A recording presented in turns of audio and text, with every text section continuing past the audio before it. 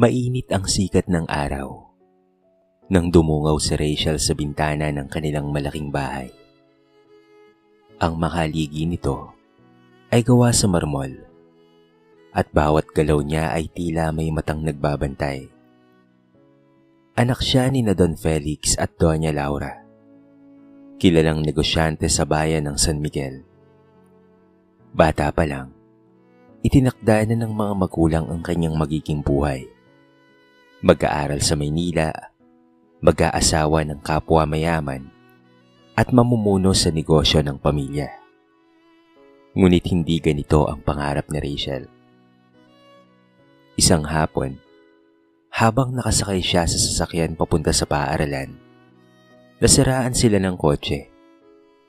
Dito niya unang nakilala si Eugene, isang binatang mekaniko na may mga kamay na marungis nang dahil sa grasa, ngunit may mga matang puno ng pangarap. "Miss, kaya ko pong ayusin to," sabi ni Eugene.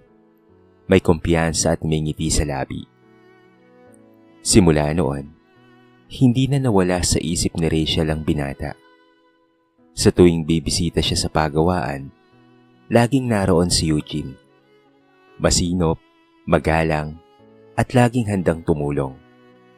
Hindi niya alintana ang amoy ng langis o putik.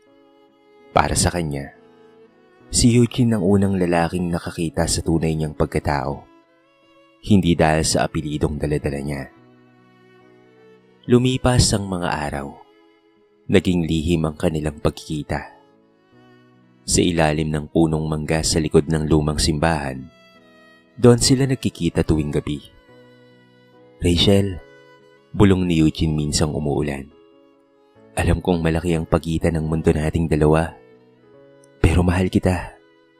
Hindi ko kaya kung mawawala ka sa akin." "Hindi naman ako mawawala, Eugene," tugon niya. "Kahit saan, kahit kailan." Ngunit isang gabi, nahuli silang magkasama ni Doña Laura. "Rachel, anong ginagawa mo? Bakit mo kasama ang lalaking yan?" Sigaw ng ina, habang hawak ang kanyang braso. Mamahal ko po siya. Hindi ko na kayang magpanggap." "Mahal? Alam mo ba kung anong klaseng lalaki yan? Mahirap lang yan. Wala kang kinabukasan sa kanya." Kinulong siya sa kwarto ng ilang araw. Ngunit hindi napigilan ng mga pader ang tibok ng kanyang puso. Sa tulong ng kasambahay, nakatakas itong si Rachel. At sa labas ng bahay, naghihintay si Eugene, basang-basa sa ulan. Hawak ang isang lumang bag. "Tara na, Rachel," sabi niya. "Simulan natin ang sarili nating buhay." Umalis silang magkasama ng gabing iyon. Walang direksyon, walang pera, ngunit may dalang pag-asa. Sa unang gabi nila sa isang barong-barong sa tabing kalsada, niyakap ni Eugene si Rachel. "Pasensya ka na, mahal ah. Hindi ko maibibigay sa iyo ang karangyaan." Ngumiti si Rachel kahit umiiyak. "Hindi ko kailangan yun, Eugene. Ang mahalaga kasama kita." Lumipas ang mga araw at buwan. At isang araw, habang pinipigilan ng pagsusuka, napagtanto ni Rachel na nagdadalang tao siya. Habang hawak ang tiyan, nag-usal siya ng panalangin. "Panginoon, tulungan niyo po kami. Hindi man madali, pero gagawin namin ang lahat para sa batang ito." At sa unang pagkakataon, sa kabila ng hirap at gutom, naramdaman na Rachel na siya ay tunay na masaya.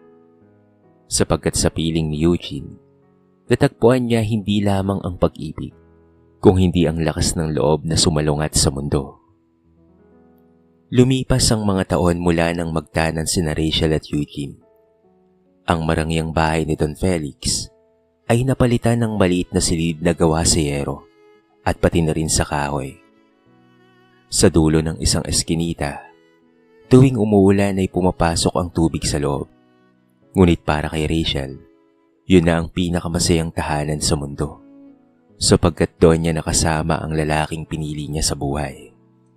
At wala siyang pagsisisi na umalis siya sa kanilang mansyon upang makasama ang taong minamahal niya. "Pasensya ka na talaga, Rachel sabi ni Eugene habang nililinis ang maliit nilang hapag. "Hindi ko pa rin kayang makahanap ng matinong trabaho. Yung pagdi-deliver ng motor parts, hindi pa rin tuloy-tuloy ang bayad." Ngumiti si Rachel at inilapag ang nilutong sardinas na may miswa. Eugene, huwag mong isipin yon. Basta't magkasama tayo at may kinakain si Apple. Sapat na yun para sa akin. Sa tabi nila, natutulog ang 6 na buwang gulang na si Apple. Mahimbing ang tulog sa banig. Araw-araw, ganito ang kanilang buhay. Gigising si Eugene ng maaga, maghahanap ng sideline, at si Rachel naman ay maglalaba sa kanilang kapitbahay. Kapag gabi, nagkikwentuhan sila habang pinapanood ang kanilang anak. "Alam mo, Rachel," sabi ni Eugene minsan, "pangarap kong ipagawa tong bahay natin balang araw. Hindi man malaki pero gusto kong maging maayos para kay Apple." Magagawa natin yan, Eugene. Sagot niya. Kasi masipag ka at mahal mo kami. Lumipas ang panahon at tinupad nga ni Eugene ang kanyang pangako. Nakahanap siya ng trabaho bilang delivery rider sa isang online store, habang si Rachel ay natutong magbenta ng mga ukay-ukay sa palengke. Sa unay mga damit na bigay ng kapitbahay, hanggang sa matutong magbenta ng mga luxury ukay, mga branded items na pinupuntahan ng mga mamimili. Madalas, sabay silang magtulungan. Si Eugene ang nagdadala ng mga sako ng damit, habang si Rachel naman ang mahusay na nakikipag-usap sa kanilang mga suki. Uy, Ate Rachel, may bago ka na bang bag? Bati ng suki. Oo, imported to. Pero bibigyan kita ng tawad kasi suki ka na. Sabay ngiti ni Rachel. Naging masaya at payapa ang kanilang maliit na mundo. Si Apple, na ngayon 10 taong gulang, ay masunuring bata. Marunong na siyang magluto ng kanin at magbantay ng tindahan habang wala ang kanyang ina. Nay, balang araw, bibigyan ko po kayo ng malaking bahay. Pangako ni Apple habang tinutulungan si Rachel na magbalot ng mga ukay. Tuwing gabi, kahit pagod, magkasamang kumakain ng mag-asawa at ang anak sa maliit na mesa. "Mahal," sabi ni Eugene isang gabi, "kaya natin to. Hindi tayo bumitaw noon at hindi rin tayo bibitaw ngayon." Ngumiti si Rachel. Basta't magkasama tayo, Eugene. Walang unos na hindi natin kakayanin. Ngunit sa kabila ng kanilang kasiyahan, tila may mabigat na hangin na dumampi sa paligid. Sa mga ngiti ni Eugene, may halong pagod at kaba. Maraming beses siyang nagmamadali sa biyahe, nag-overtime, at halos hindi na nagpapahinga. Eugene, magpahinga ka naman. Wika na Rachel minsan. Baka mapano ka pa. Tumawa lang ang lalaki. "Huwag kang mag-alala, mahal. Kaya ko to. Para sa inyo ang lahat ng ginagawa ko." Pero ang hindi niya alam, yun na pala ang huling araw ng kanilang tahimik na kaligayahan. Maagang gumising si Eugene isang Lunes ng umaga. Habang tahimik pa ang paligid, abala siyang nag-aayos ng mga kahong may lamang luxury ukay items na ipapadala sa bayan. Huwag mo nang dalhin ng lahat, Eugene, sabi ni Rachel habang tinatali ang kanyang buhok. Ang lakas ng ulan, oh. Baka mapano ka pa. Ngumiti lang si Eugene at hinaplos ang pisngi ng kanyang asawa. "Kailangan nating kumita, mahal. May nag-order na 5 bag sa kabilang bayan. Malaki-laki ang kita natin roon." Habang nilalagay ni Eugene ang mga kahon sa motor, tumakbo si Apple at yumakap sa kanya. Papa, mag-iingat ka po ha. Ngumiti siya. "Oo naman anak, pag-uwi ko, may pasalubong akong hopya sa'yo." Umalis si Eugene sakay ng motorsiklo. Dala ang mga panindang pinaghirapan nilang mag-asawa. Habang unti-unting lumalakas ang ulan, pinagmamasdan ni Rachel ang papalayong likod ng asawa. Hindi niya alam kung bakit parang may kaba sa kanyang dibdib. Lumipas ang tanghali. Bumabagyo na. Tumilim ang kalangitan at malakas ang ihip ng hangin. Tumawag si Rachel sa cellphone ni Eugene. Walang sumasagot. Tinawagan niya ulit, pero wala pa rin. Baka mahina lang ang signal. Bulong niya sa sarili. Pilit na kumakapit sa pag-asa. Bandang 5:00 ng hapon, isang malakas na katok ang gumambala sa kanila. Pagbukas na Rachel ng pinto, 2 lalaking nakakapote ang naroon. Basang-basa. "Ma'am, kayo po ba si Rachel?" Tanong ng isa. Opo, bakit po? Tahimik silang nagkatinginan. Bago'y binalita ng isa. "Naaksidente po ang asawa niyo. Binangga po ng truck sa highway. Dinala po siya sa ospital pero dead on arrival na po siya pagdating." Napatigil si Rachel. Parang huminto ang mundo. Hindi totoo yan. Nanginginig niyang wika habang bumabagsak sa sahig ang kanyang mga luha. Kaninang umaga lang kausap ko siya. Niyakap siya ni Apple na umiiyak. Nay, totoo po ba? Totoo po ba ang nangyari kay Papa? Ngunit wala nang lumalabas na salita kay Rachel. Ang tanging naririnig niya lamang ay ang lagaslas ng ulan sa bubong, kasabay ng pagdaing ng kanyang puso. Ilang oras ang lumipas. Naroon siya sa ospital. Hawak ang malamig na kamay ni Eugene. Eugene, bulong niya. Sabi mo mag-iingat ka. Sabi mo babalik ka. Niyakap niya ang katawan nito. Humahagulgol habang pinagmamasdan ni Apple ang ina mula sa sulok. Hindi alam kung papaanong tatanggapin ang pagkawala ng kanyang ama. Lumipas ang mga araw at nailibing na nga si Eugene sa isang simpleng sementeryo. Dumating ang ilang kaibigan. Ngunit ni isang kamag-anak ni Eugene ay hindi tumulong. Tahimik si Aling Feli at Luz. Nakatingin lamang mula sa malayo. Walang ipinakitang awa o simpatya. Habang binabaon ang kabaong sa lupa, muling bumuhos ang ulan. Bakit ngayon pa, Eugene? Umiiyak si Rachel. Sabi mo ipaglalaban mo kami hanggang dulo. Niyakap niya si Apple at sa ilalim ng malakas na ulan ay binitawan niya ang isang panada. Hindi ko alam kung papaano kong kakayanin.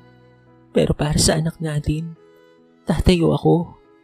Para sa pagmamahal mo, hindi ako susuko. Ilang araw pa lamang ang lumipas matapos mailibing si Eugene, ngunit tila ayaw pa ring matigil ang ulan. Sa bawat patak nito, nararamdaman ni Rachel ang bigat ng pangulila. Tahimik siyang naglilinis ng bahay. Pinupunasan ang mga gamit ni Eugene.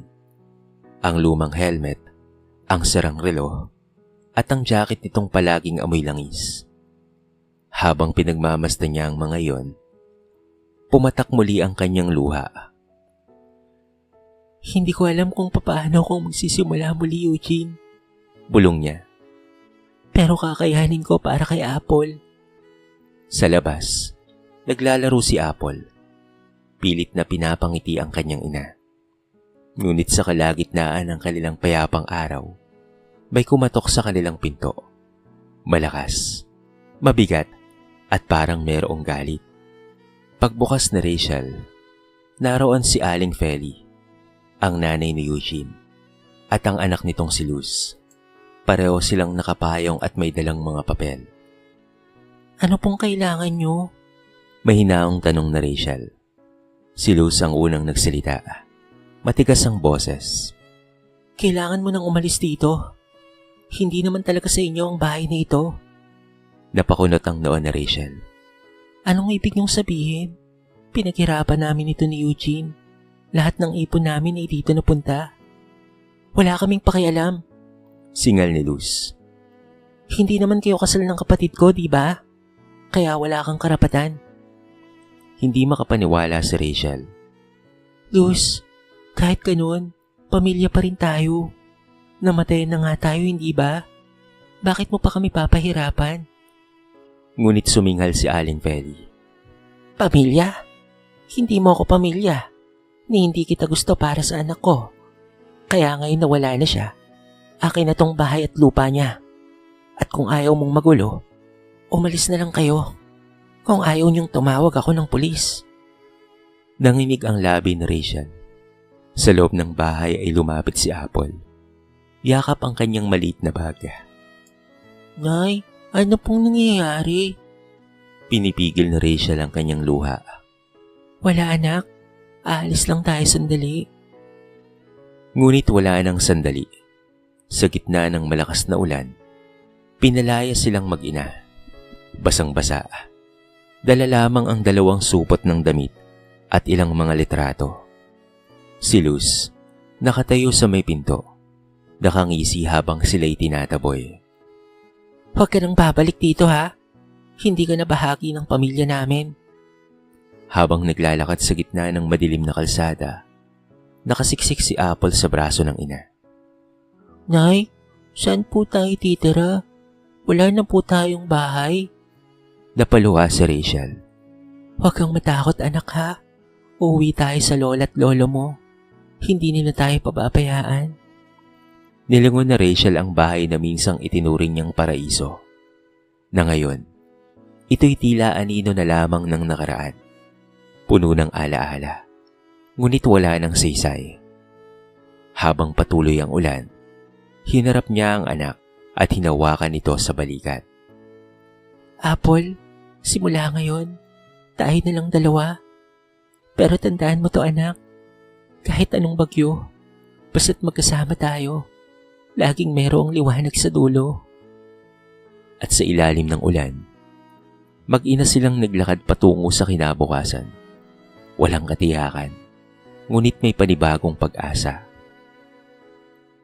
Madilim na ang langit nang makarating sina Rachel at Apple sa tapat ng malaking tarangkahan ng mansyon ng mga Del Monte. Ang bahay na minsan niyang tinakasan ilang taon nang nakakalipas. Sa unang silip pa lang, bumalik ang lahat ng alaala. Ang mga sermon ng kanyang ama, ang mga luha ng kanyang ina, at ang gabing tumakas siya dala ang pag-ibig kay Eugene. Nay, dito na po ba tayo titira? Tanong ni Apple habang pinagmamasdan ng malaking bahay. Oo anak. Mahina niyang sagot. Dito ang tahanan ng lolo at lola mo. Kinabahan siya habang kumakatok. Ilang minuto ang lumipas bago bumukas ang pinto. Ang unang sumalubong sa kanila ay ang matandang kasambahay. Ito ay si Manang Sean, na halos hindi makapaniwala. Rachel? Rachel, ikaw na ba yan? Diyos ko, akala namin ay wala ka na. Napangiti si Rachel, kahit nangingilid ang luha. Buhay po ako, Manang, pero marami na ring nangyari. Agad na tumakbo si Manang Sean papasok at tinawag ang mga magulang ni Rachel. Bumaba si Doña Laura, nakasuot ng puting duster, halatang hindi inaasahan ang tagpong iyon. Rachel? Bulalas nito, halos hindi makapaniwala. Nagayos ng sarili si Rachel, pinipigilan ang pagluha.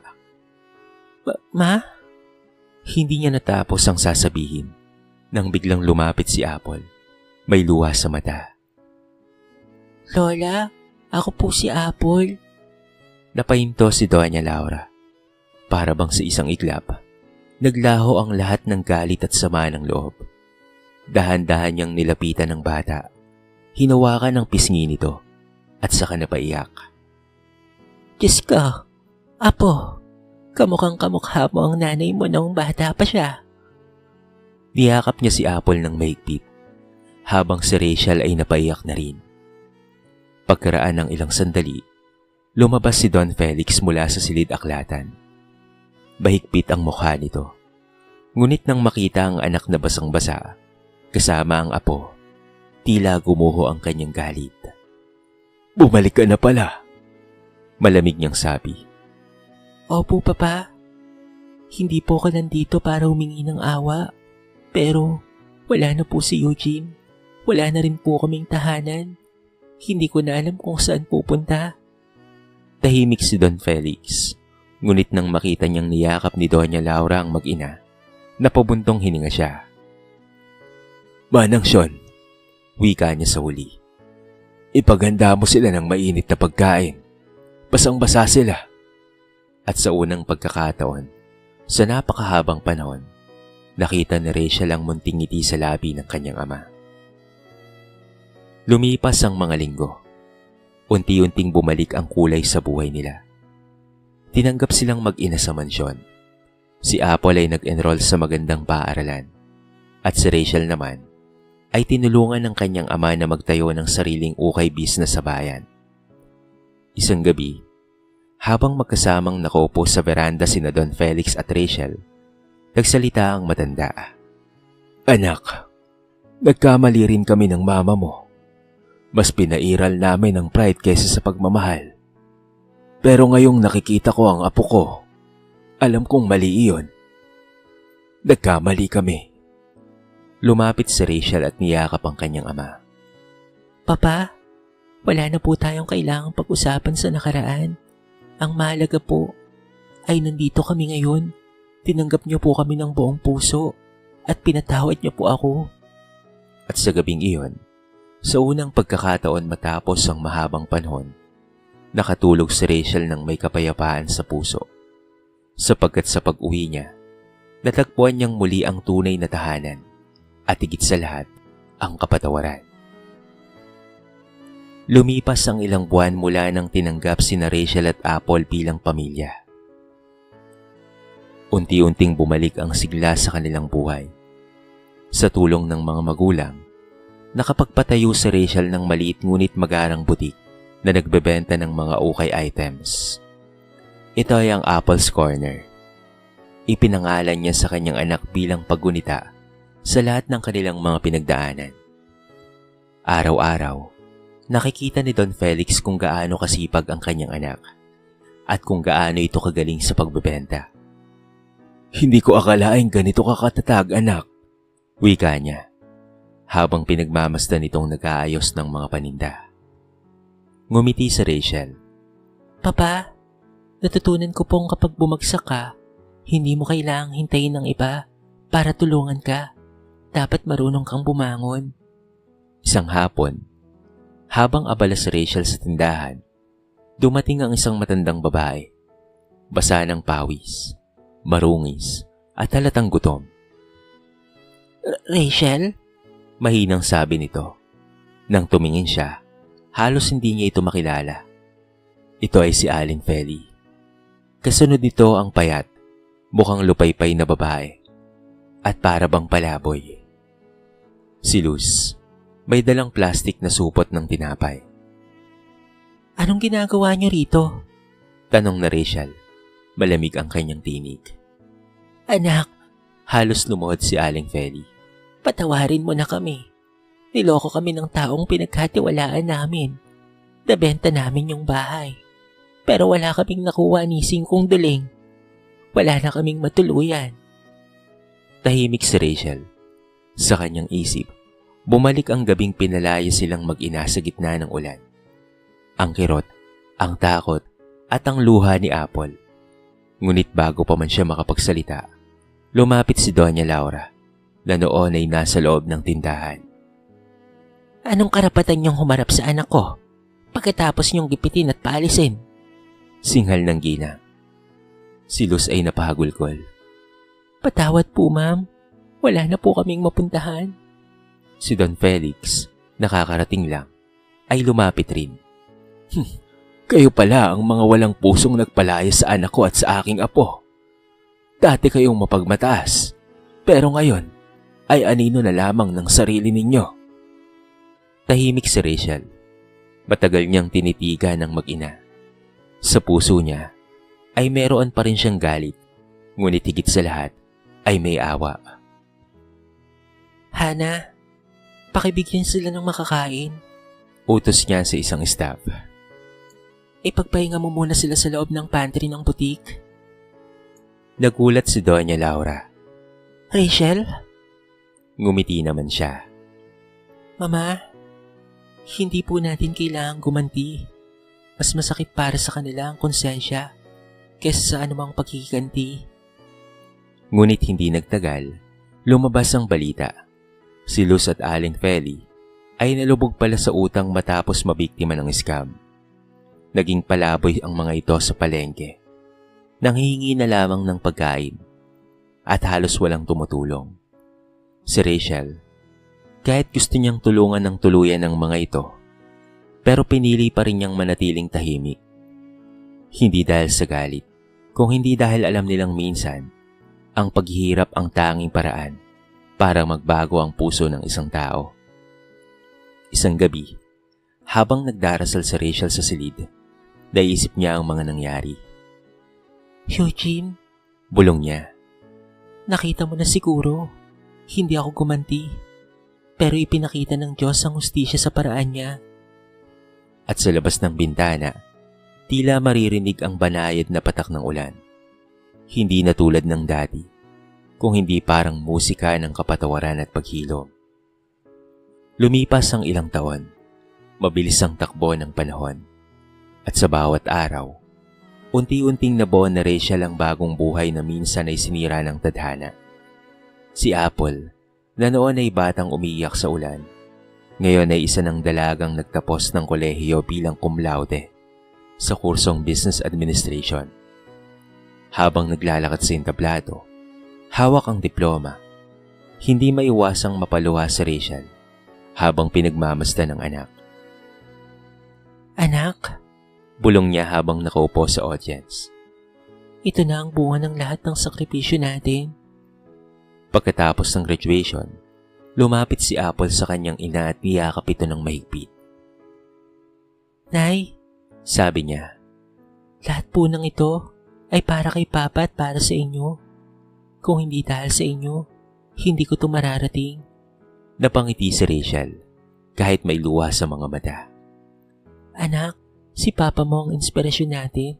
Kahit wala na siya, lagi siyang nasa puso natin. Mula sa tulong ni Don Felix at Doña Laura, nakapagpatayo si Apple ng sarili niyang negosyo, isang online boutique na ipinangalan sa kanyang ama bilang Eugene's Finds. Isang araw, habang magkasamang nag-aayos ng mga order ang mag-ina, binuksan ni Apple ang lumang kahon na itinago ng kanyang ina. Naroon ang lumang relo ni Eugene, ang helmet nito, at isang laruang motor na gawa sa kahoy.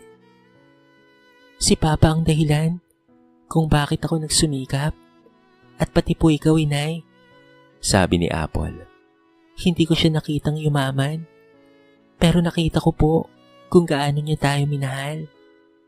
Tahimik lang si Rachel, ngunit sa loob niya, puno ng pasasalamat. Apple, Sabi niya, ang pagmamahal ng isang ama ay hindi nasusukat sa yaman o tagumpay kung hindi sa sakripisyo. isang linggo, nagpasya silang mag-ina na bumisita sa puntod ni Eugene. Maganda ang panahon, maliwanag ang araw, at tila natuyo na ang lahat ng luha. Pagdating sa sementeryo, inilapag na Rachel ang bulaklak sa harapan ng puntod. Eugene, Bulong niya. natupad ko na ang ipinangako ko. Hindi ko hinayaang gumuho ang pangarap mo. Ang anak mo, isa ng ganap na businesswoman. At alam kong proud na proud ka sa kanya. Tahimik lamang si Apple, ngunit sumunod na rin siyang nagsalita. Papa, salamat po sa pagmamahal niyo kay Mama at sa akin. Dahil sa inyo, natutunan ko pong huwag sumuko kahit kaano kahirap. Niyakap na Rachel ang kanyang anak, habang hinahaplos ng hangin ang kanilang mga buhok. Sa kalangitan, tila may bahagyang sinag ng araw na tumagos sa mga ulap, parang ngiti ng langit. Habang papalayo sila sa sementeryo, nagtanong si Apple. Nay, sa tingin mo po, nasaan po kaya si Papa ngayon? Ngumiti si Rachel. Nasa puso natin, anak, at sa bawat araw na lumalaban tayo, buhay siyang naroon. Sa paglipas ng mga taon, Naging matagumpay si Apple. Naging kilala siya sa negosyo. Ngunit nanatili pa ring mapagpakumbaba, katulad ng kanyang ina. Samantala, si Rachel bagaman hindi na muling nag-asawa, ay natagpuan ng tunay na kaligayahan at pati na rin ang kapayapaan. Minsan, ay nag-iisa siya sa veranda sa kanilang bahay. Nakatingin sa papalubog na araw. Napangiti siya. Salamat po, Panginoon.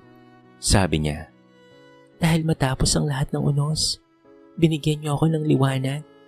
at sa kalangitan, dahan-dahang bumuhos ang mahinang ulan. Hindi nadala ng bagyo, kung hindi tila basbas ng langit. Ulan ng pag-ibig, ulan ng kapatawaran, at ulan ng bagong simula. Sa kwentong ito ay marami tayong mapupulot na aral. Ang tunay na pag-ibig ay sinusubok ng panahon, hindi ng kayamanan. Ang kabutihan, gaano man yurakan, ay babalik bilang biyaya. At ang kasamaan, gaano man ito itago, ay babagsak sa sarili nitong anino. Sa bawat ulan ng buhay, laging merong liwanag na naghihintay sa dulo. Basta't may pananampalataya, pagmamahal, at tapang sa puso. Dito na po nagtatapos ang ating maiksing kwento sa araw na ito. Sana po ay nagustuhan nyo, at sana po ay kinapulutan nyo ng maraming aral.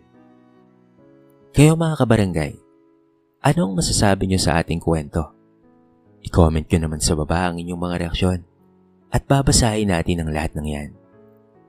I-comment nyo na rin kung taga saan kayo, para naman malaman ko kung hanggang saan nakaabot ang video na ito. Paki-like and share na rin ang ating kwento para mapakinggan rin ng iba. At kung bago ka pa lamang sa ating channel, baka naman pwedeng pakita ang subscribe button at bell notification button para palagi kang updated sa mga bago nating upload na katulad nito. So paano mga kabarangay? Hanggang sa muli. Thank you so much and peace out.